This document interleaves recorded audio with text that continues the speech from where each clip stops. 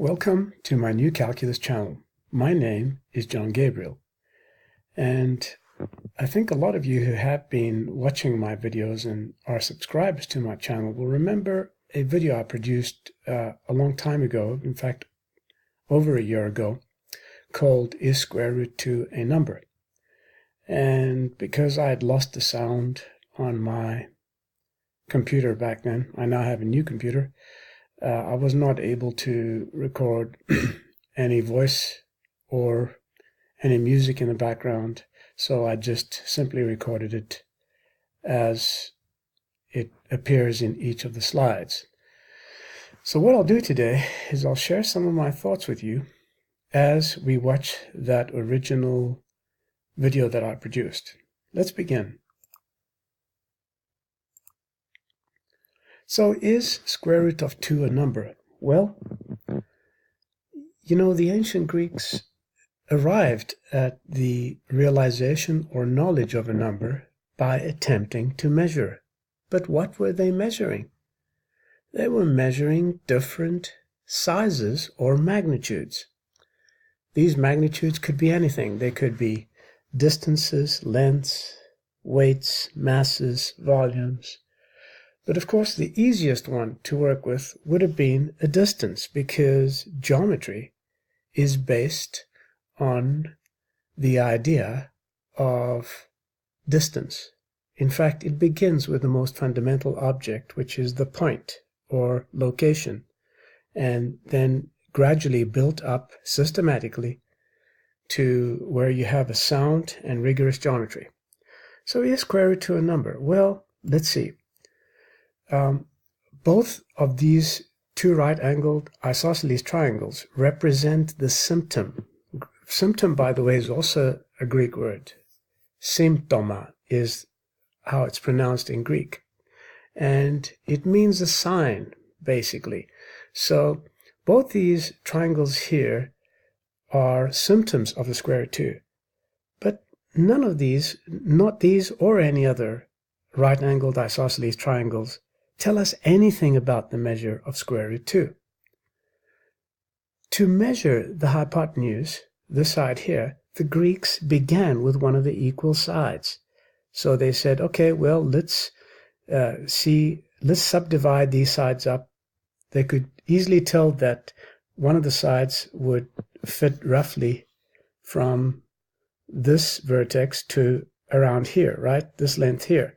But they were not sure whether the rest of the hypotenuse could be measured with parts of the equal legs, or isosceles, which, by the way, is another Greek word, and it means same legs, isoskelis. When we talk about skelia in Greek, we mean legs, so it literally means equal legs. Anyway, that's a little diversion. So then they subdivided it again. So they continued to subdivide let's move along here and see if we can, oops, I think I went too far. Maybe not. Okay, so to measure square root 2, we need to choose a unit and then determine how many units are used to reproduce the length of the hypotenuse.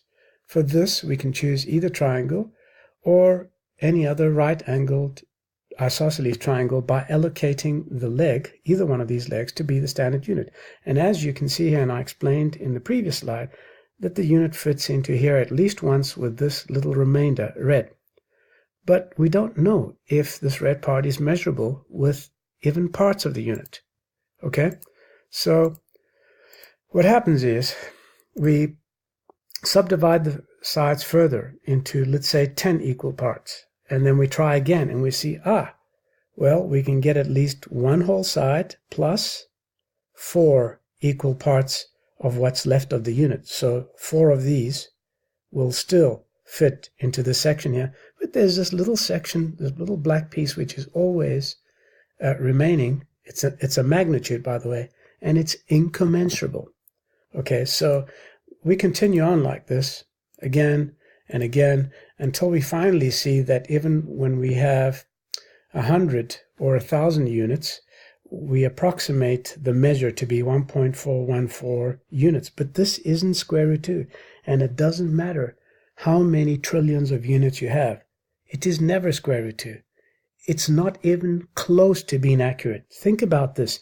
If you had to take digits of, excuse me, of square root 2 that you've measured and stretch them across the entire universe as a proportion of that value that you imagine is the measure of square root 2, the accuracy is almost 0. Do you get that? Pause the video and think about that for a little bit to see how stupid modern academics are when they attempt to calculate more digits of incommensurable magnitude, such as square root 2 or pi. In any case, by greater division of the legs, we can get a better estimate each time of what the measure of square root 2 is. So in this particular applet, I show how it doesn't matter what subdivisions you create, you'll keep on having this portion here, which is an incommensurable magnitude that can never be measured. Okay?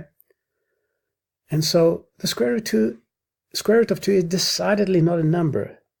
It's an incommensurable magnitude. And that's why the Greeks called it. That's why the Greeks called it an incommensurable magnitude, because it could not be measured with any other magnitude, not even the chosen unit. In fact, the chosen unit is irrelevant. As you can see, it doesn't matter what triangle you use and which equal side leg you use. The measure of the hypotenuse cannot be done with either of the equal sides or any other length or magnitude. Okay, so there is no way that the hypotenuse of an isosceles, a right-angled isosceles triangle, can be measured, and hence the square root of 2 is not a rational number. So I produced this video a long time ago, and I said not even God can measure this magnitude.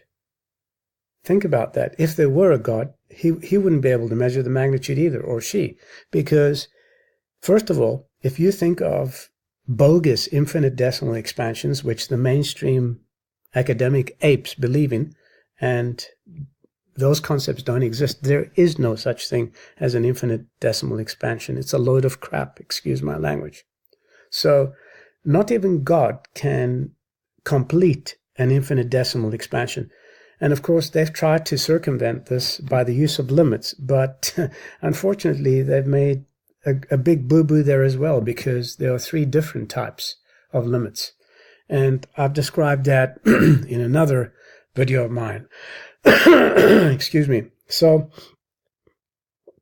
a number is the measure of a magnitude. That is the definition. I was the first to produce that definition, and there is no other definition of number. If you look at the way the Greeks derived it, that's exactly how they thought of number. Okay? So square root 2 is a perfect geometric concept, and it exists independently of the human mind, God's mind, or any other mind. The same is true of pi and any other incommensurable magnitude. To say that a magnitude is measured means to find a number that represents it exactly, not approximately or partially. So it doesn't matter that you can use advanced mathematics such as power series, etc., to find any number of significant digits. What you have is never square root 2, not even close. It is always a rational number approximation. Okay, there is no, it's almost zero accuracy. It doesn't matter how far you calculate the digits. So irrational numbers do not exist, and I have proved this in one of my videos called Diedecken cuts and Cauchy sequences, and I think there's another one called Do Real Numbers Exist? They don't. So mainstream academics is riddled with errors. Okay, there are many ill-formed concepts, and the square root of 2 is by no means a number, never was a number. It's just a symbol for the magnitude that is realized by a right angle isosceles triangle. That's all it is. It's the same if you think about pi. How do you realize pi? You try to measure the circumference with the diameter of a circle. Yes, in other words, the diameter becomes your measuring tape or your unit or your standard, you just can't measure the circumference of a circle. It's a magnitude, always. Unless, of course, you say it's 1, in which case the diameter will be an incommensurable magnitude. And you cannot measure the diameter with anything, because then you'll be measuring the smaller, or trying to measure the smaller with the larger. Well, I hope I've explained this to you in a good enough way, and that you've enjoyed this short video. So, my name is John Gabriel. This is a new calculus channel. Till next time, goodbye.